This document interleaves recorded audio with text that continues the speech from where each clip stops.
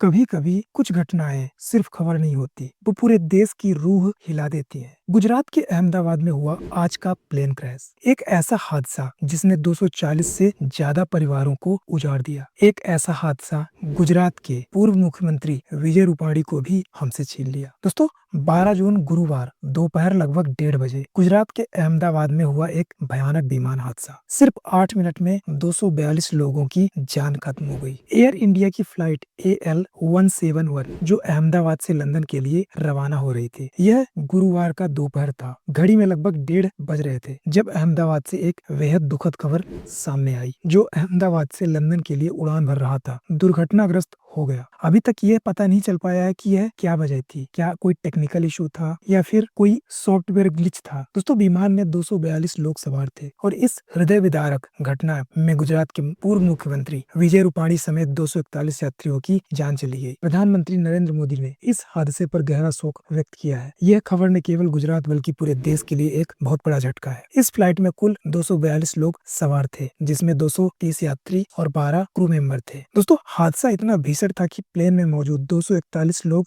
मौके पर ही दम तोड़ बैठे। प्लेन में करीब 1.25 लीटर ईंधन था, जिससे धमाका इतना तेज हुआ कि लोगों को बचाने का मौका ही नहीं मिला। ऐसा माना जा रहा है कि जो फ्लाइट की ऊंचाई है वो 625 फीट के आसपास थी, जिसकी वजह से बचाने का मौका नहीं मिला। अगर यह फ्लाइट करीब 3000 या 3500 फीट ऊंचाई पर होता तब काफी लोगों की जान बचाई जा सकती थी। दोस्तों, इस घटना में केवल एक व्यक्ति सीट 11A पर बैठे रमेश विश्वास कुमार चमत्कारिक रूप से जीवित बचे। उनका इलाज फिलहाल अहमदाबाद सिविल अस्पताल के ट्रॉमा सेंटर में जारी है। दोस्तों, अगर आप किसी यात्री के परिवार से हैं तो इन 2 नंबर्स पर संपर्क कर सकते हैं। अहमदाबाद के हॉस्पिटल ने ये हेल्पलाइन नंबर जारी किया है। इस प्लेन में गुजरात के पूर्व मुख्यमंत्री विजय रूपाणी भी सवार थे। वे अपने परिवार से मिलने लंदन जा रहे थे। इस खबर ने पूरे राजनीतिक गलियारे में शोक की लहर दौड़ा दी है। प्रधानमंत्री नरेंद्र मोदी ने इस हादसे पर गहरा दुख जताया और ट्वीट किया, मैं इस भयावह हादसे से आहत हूँ। यह सिर्फ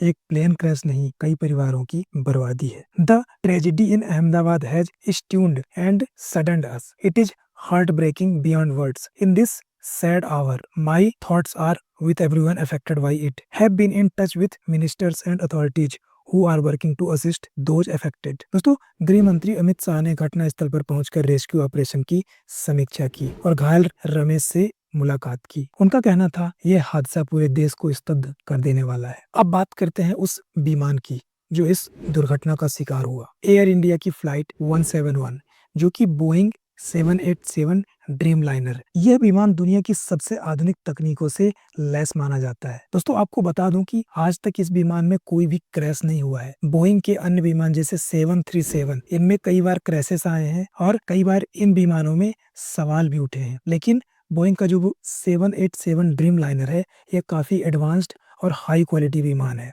अब इस तरह की विमान भी अगर क्रैश होने लगे तो बोइंग जैसी बड़ी कंपनी पर सवाल तो उठता है। दोस्तों, आइए इस प्लेन के शेड्यूल और लोकेशंस के बारे में जानते हैं। दोस्तों, ये विमान गुजरात के अहमदाबाद के सरदार वल्लभ भाई पटेल इंटरनेशनल एयरपोर्ट से लंदन के EGKK एयरपोर्ट पर जाने वाला था। इस फ्लाइट की टाइमिंग की बात की जाए तो यह गुजरात के अहमदाबाद में 13:10 यानी 1:10 दोपहर में इसका टाइम था और यह एग्जैक्ट टाइम 1:17 पर चला और 1:38 के आसपास यह क्रैश हो गया। 12 जून को ही 3:39 PM यानी लंदन के टाइम के हिसाब से वहां पहुंचना था।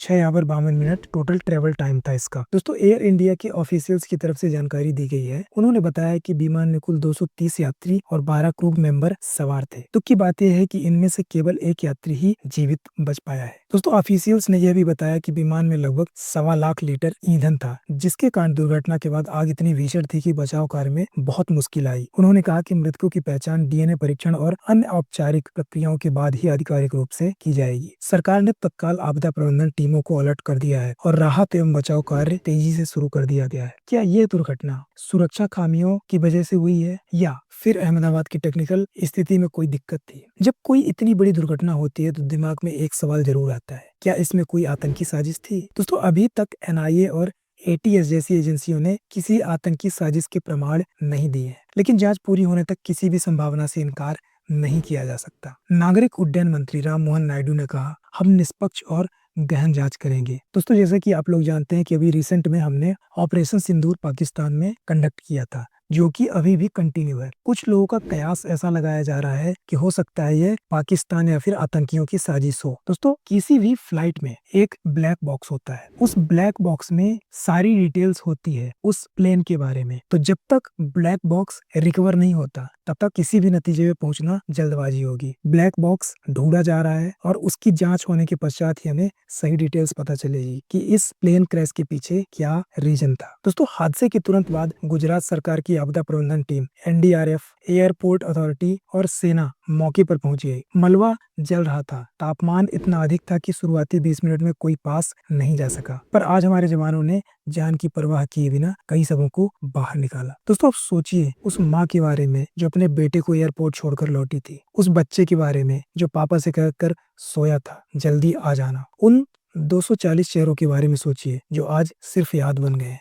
हमारे पास उनके लिए कोई जवाब नहीं है, सिर्फ आंसू हैं। दोस्तों, आपको कुछ तस्वीरें दिखाता हूँ। ये एक डॉक्टर है और उनकी फैमिलीज, ये लोग फ्लाइट में बैठने से पहले अपनी फोटोज क्लिक कर रहे थे। सोचिए अब ये इस दुनिया में नहीं है। दोस्तों, इस तरह से कितने परिवार अपने परिवार के लोगों को खो दिए हैं आज इस बड़े हादसे में। दोस्तों, ये वीडियो सिर्फ एक रिपोर्ट ही नहीं है, ये उन परिवारों की चीख है जिन्हें हम और आप सिर्फ एक आंकड़ा मान लेते हैं। अगर आप इस हादसे से जुड़ी जांच को पारदर्शी और जवाबदेह बनाना चाहते हैं तो इस वीडियो को लाइक करो, शेयर करो और कमेंट में अपनी संवेदना जरूर लिखो। और हाँ, सवाल पूछना हमारा अधिकार है। क्यों गिरा प्लेन? किसकी गलती थी? क्या ये हादसा रोका जा सकता था? इन सवालों के जवाब हमें चाहिए और इसके लिए आवाज उठानी होगी। उन 241 आत्माओं को श्रद्धांजलि।